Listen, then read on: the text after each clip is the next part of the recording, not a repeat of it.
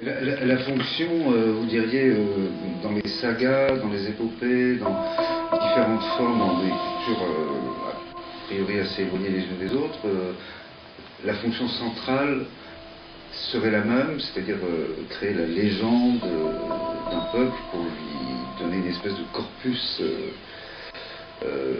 j'ose pas dire d'identité parce qu'on ne peut plus employer ce mot, mais qui lui appartienne. En fait, je crois que le cœur de ces récits n'est pas analysable, je pense. Et s'il l'était, ce serait sans doute mensonger parce qu'il ne tient pas compte de l'ensemble, de l'aspect physique ou d'émotion que ça représente. Comment se sentir solidaire, par exemple, de l'histoire d'Ulysse. Pourquoi s'en sentirait-on solidaire si on voulait l'analyser? Mais et comment peut-on même analyser quelqu'un? On ne peut pas l'analyser. D'abord parce que il est. C'est pas l'analyse qui va le modifier. Vous voyez, c'est le. Il y a une. Mais Ulysse, ce n'est pas une personne, c'est un héros. C'est une personne humaine. Oui, enfin, lorsque vous racontez Ulysse, ou même dans une pièce de théâtre, mais comme l'Odyssée contient déjà la notion de théâtre, puisque, par exemple, Ulysse raconte une partie de ses récits. Le héros que le poète a fait naître, Ulysse, enfin, fondé sur une existence historique relative, très différente de celle qui est donnée, lui donne la parole. Et j'avais négligé cet aspect-là. Alors, bon, ok. C'est-à-dire que le conteur donne la parole au héros, et le héros devient conteur. Et en fait, c'est lui qui va témoigner, d'une certaine manière, du conteur lui-même, je veux dire, d'Homère. Il y a une sorte d'interaction entre les deux. Mais, ok, il est donc Ulysse.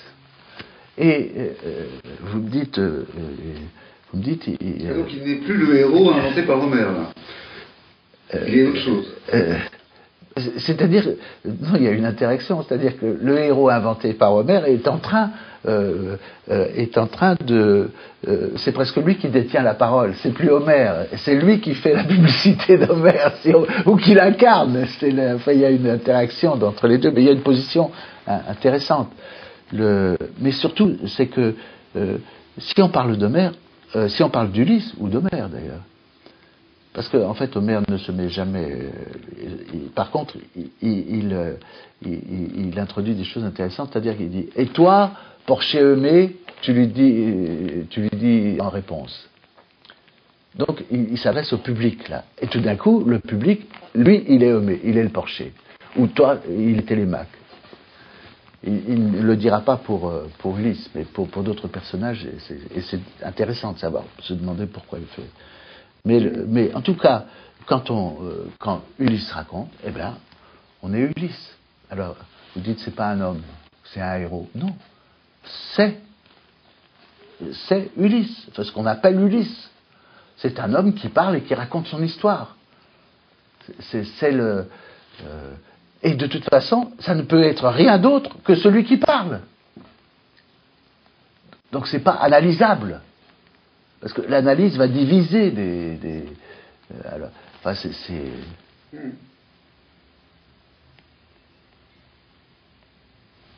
Qu'est-ce que vous craignez de l'analyse? C'est qu'elle découpe. C'est qu'elle découpe. C'est même l'étymologie du mot, c'est diviser. C'est pour comprendre quelque chose, il faut le démonter. Et ça n'est pas sans intérêt du tout. Mais ça ne peut pas avoir lieu au moment où vous êtes entier, où vous devez témoigner de quelque chose d'entier. C'est une préparation à l'acte, l'analyse. Mais l'acte ne peut pas être analysé au moment même. En tout cas pas par celui qui agit. Et l'intérêt d'ailleurs des œuvres orales, et des récits en particulier, c'est que c'est très important de les analyser, de voir comment ils sont structurés, techniquement déjà, parce qu'il y a une technique de l'oralité qui est différente de la technique de l'écriture. Donc c'est intéressant. Mais après, une fois qu'on est dedans, c'est fini. C'est fini. C'est comme les batailles. C'était Nelson qui disait, avant d'entreprendre une bataille, on a étudié tous les cas possibles, on a analysé les forces, les trucs. Et puis quand la bataille commence, on balance tout et on regarde ce qui se passe. Et puis on répond. Et on est habité par Ulysse, par exemple. Habité comme dans les cérémonies initiatiques, on est habité par un esprit. Tu as une fonction comme ça aussi?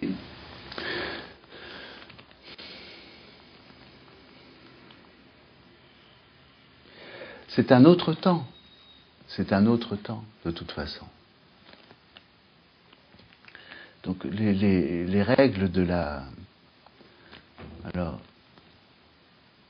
magie, c'est quand même c'est une magie quand même. De toute façon, on peut admettre très simplement ce terme magique sans chercher que un mot puisse remplacer l'objet qu'il nomme.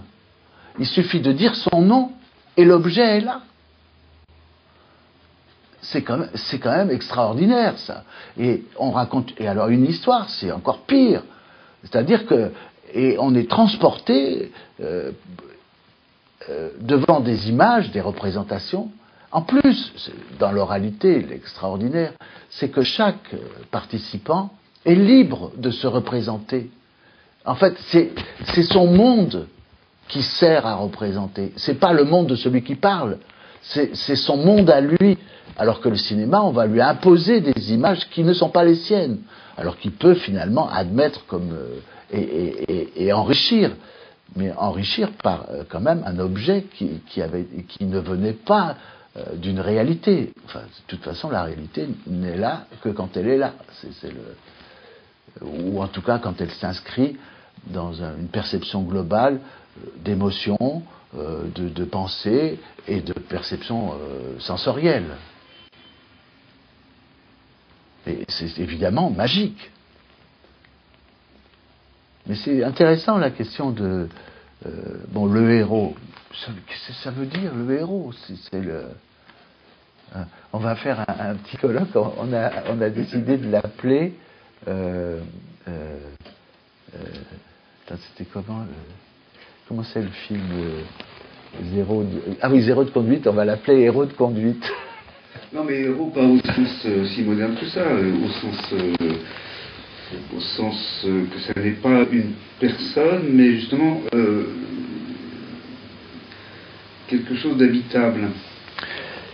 Enfin, bon, évidemment, me vient à l'esprit, à force, si on peut dire le mot à force, c'est pas répétant, récitant le lycée, évidemment, ça me devient familier, et ça vient, ce qui est une des fonctions de l'oralité, c'est de mettre en soi-même les choses qu'on aime, et de ne pas avoir besoin d'aller consulter le livre ou l'ordinateur pour savoir ce qui a de la valeur pour nous ou pas. Et donc, à votre question, je dirais Eumée, qui est donc ce Porcher, qui est le seul, qui est la personne qui aspirait au retour d'Ulysse et qui ne sait pas, et le reconnaît pas, mais il lui parle d'Ulysse, il parle à Ulysse en lui parlant d'Ulysse, mais il ne sait pas qu'il lui parle. Et alors il lui en fait sa description, il lui dit et lui, toujours errant, il a peut-être faim dans l'endroit où il est, si toutefois il vit, si ses yeux peuvent voir encore la clarté du soleil. Et puis il dit d'autres choses, et puis il dit entre tous, il m'aimait, j'avais place en son cœur, il n'a toujours pour moi qu'un nom, c'est le grand frère. Et je pense que d'une certaine manière, le héros dont vous parlez, c'est en quelque sorte un grand frère, je crois. Ou une grande sœur, ou une maman, ou